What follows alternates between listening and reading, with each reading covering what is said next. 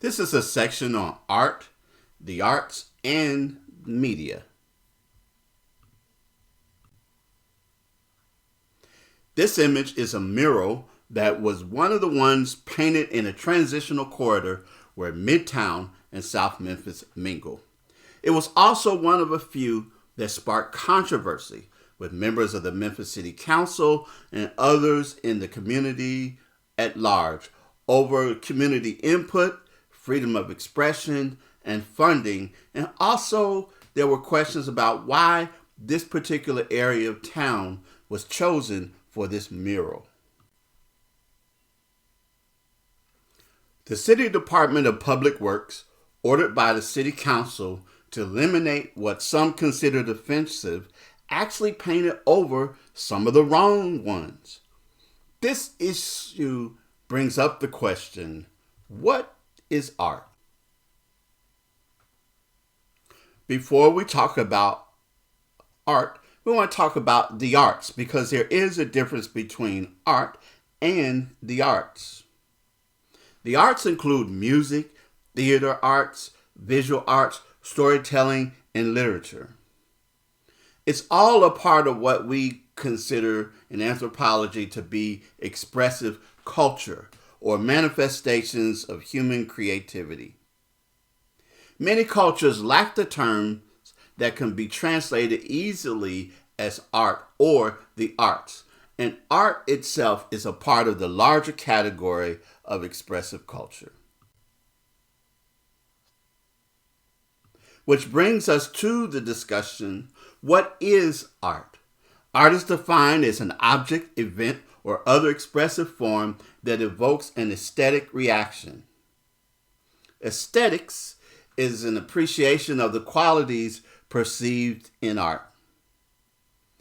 George Mills points out that in many cultures, the role of the art lover lacks definition because art is not viewed as a separate activity. Mills also points out that though art isn't viewed as a separate activity, it doesn't stop individuals from being moved by sounds, patterns, objects, and events in a way that people would call aesthetic. So art and religion. Much of the art that is done in many cultures around the world is done in association with religion. In this context, art may be created, performed, or displayed outdoors in public or in special indoor settings. Art is produced for its aesthetic value as well as for religious purposes when we consider art and religion. So we talk about the idea of locating art. In small-scale societies, there are typically no museums, but some do have special areas where artistic expression takes place. In state societies, there's the reliance on critics and judges and experts to define what's art and what isn't. If you think about the art critic and how they spend a lot of time going into detail, classifying art, and all of those things that we come to think about that in a state society such as the United States or in many of the other industrialized countries, but not just those, but state societies themselves. But one thing we have to do is avoid applying our own standards about art to the products of other cultures. That has been a problem throughout the years, and unfortunately anthropology has been guilty of that. It's also important to note that aesthetic value is but one way of distinguishing art. Another way is to consider placement. If something is displayed in a museum or in another socially accepted artistic setting, someone must at least think it's art. Pictured here in this slide are Tiwi burial poles produced by Aboriginals from North Australia. They're given time away from their ordinary duties to produce these, while supported by other members of the community in terms of food, materials, etc. They're produced in a separate area that is considered taboo by others and can only be accessed by those particular artists. Talk about art, society, and culture. Ethnomusicology is another area that is very commonly found in anthropology, and that's a comparative study of music of the world and its role in culture and society. It's important to note that music, like several other things we have been learning throughout this course, that music is a cultural universal. We do know that music arose early in human history. And one thing that is kind of important and to me sort of unique to note is that all cultures have lullabies. And I'll talk about lullabies a little bit more in just a moment. But the thing about music is that it is inherently cultural and social. It reflects the cultural ideas and ideals of a culture, and it also has social functions and social awareness and social aspects to it. We also look at folk art, music, and lore to refer to the expressive culture of ordinary people. A question to consider is, do some people have a genetic predisposition to music? Well, let's recap first what we just talked about in our previous slide. That is that music is a cultural universal, that music arose early in human history, that all cultures have lullabies. Sandra Hoob notes striking similarities in mothers singing to children worldwide. She talked about how in observing these things that there were the mothers sang with a high pitch, slow tempo, and distinctive tones. And she went on to say that music is adaptive in human evolution because musically proficient mothers had an easier time calming babies. Their children fell asleep easily, so their cries wouldn't attract predators, and the babies would survive to adulthood. This led her to believe that if a gene conferring musical ability appeared early in human evolution, given a selective advantage, musical adults would indeed pass that on to their children. Art also functions in society as a form of communication. When we look at this, we need to know what the artist intends to communicate and how the audience reacts. Art, we know, can lead to a catharsis, which is an intense emotional release in the audience. Think about the last time you were in an audience and something happened. Maybe something was told that was so hilarious that everybody in the room burst out into laughter, or something that was so stirring or so sad that there was crying in the room. You could hear the proverbial, no, there wasn't a dry eye in the house. This is what we're talking about, how art can lead to catharsis. There is also, as you probably guessed, a political dimension to art. We talk about art and politics. Art can challenge community sentiment and standards. Much of art that is valued today, at the time that it came out, that it was released, was received with revulsion in its own time. In the United States, we know that no museum director can mount an exhibit without considering the politically organized segments of society who will come together and do what they can to shut down particular exhibits. We've seen that throughout the years. We know that art and the political climate where it appears must be considered. We talked earlier about the murals in Memphis.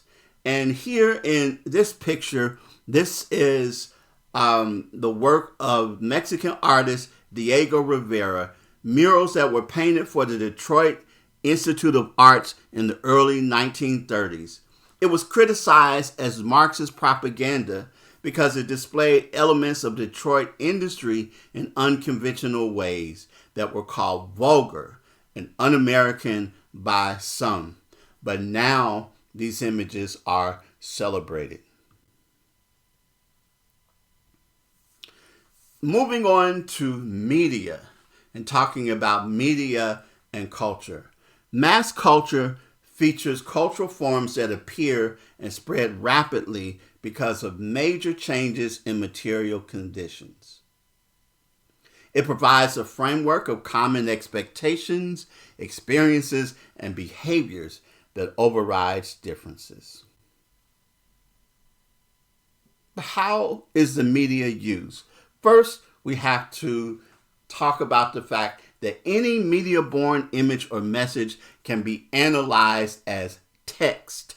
That is a cultural product that is processed and assigned meaning by anyone exposed to it. We know that readers of media messages constantly produce their own meanings. That in this world where we get so many messages in the media, that it's our interpretation, how we assign meaning to them, that becomes an important consideration with it all.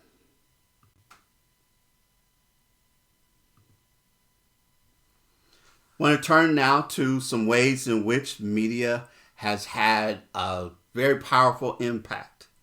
In the aftermath of the killing of an unarmed teenager named Michael Brown by a Ferguson, Missouri police officer, social unrest happened and hashtag Ferguson appeared more than 8 million times on Twitter.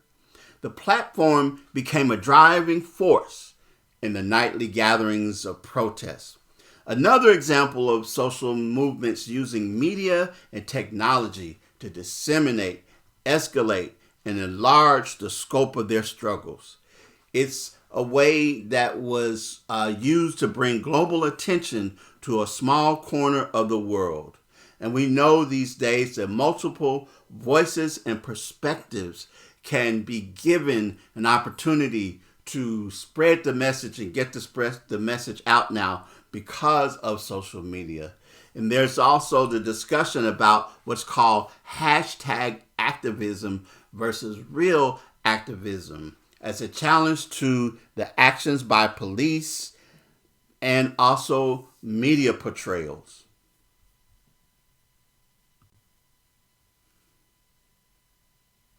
One of the ways in which this hashtag activism challenged the actions of police and media portrayals, first with the hashtag hands up, don't shoot. This was a campaign that emerged to contest victim blaming and respectability politics in the aftermath of a lot of the social unrest that we saw in Ferguson, but even today, and things continue. Another campaign was hashtag if they gun me down, which photo would they use? And this again was about how very often the media chooses photos of people and uses them to spin a particular narrative about the person, to put the person there. And this was where many people of color and many other people who were very active in this movement and talking about this, raising the question that if something were to happen to me, if I was gunned down by police, how would the media portray me? Which photo would they use? When we talk about using the media, there's this connection to a wider world that's a way that can move beyond local standards and expectation. With the use of social media and other outlets, local standards and expectations have changed. Many incidents, issues, and occurrences now take on a much wider significance due to exposure through not just social media, but through many forms of electronic media. Think about it. It's very easy to become aware of issues and parts of the world that were once isolated. An incident in one location can go viral very quickly in minutes and bring intense scrutiny and attention. Think about the things that we have been witnessing that we would not have known about had it not been for media and social media and the opportunity for things to go viral and all the things that result from that. Certainly, we can say that the media landscape has transformed from what it once was. This ends our discussion on art, the arts, and media.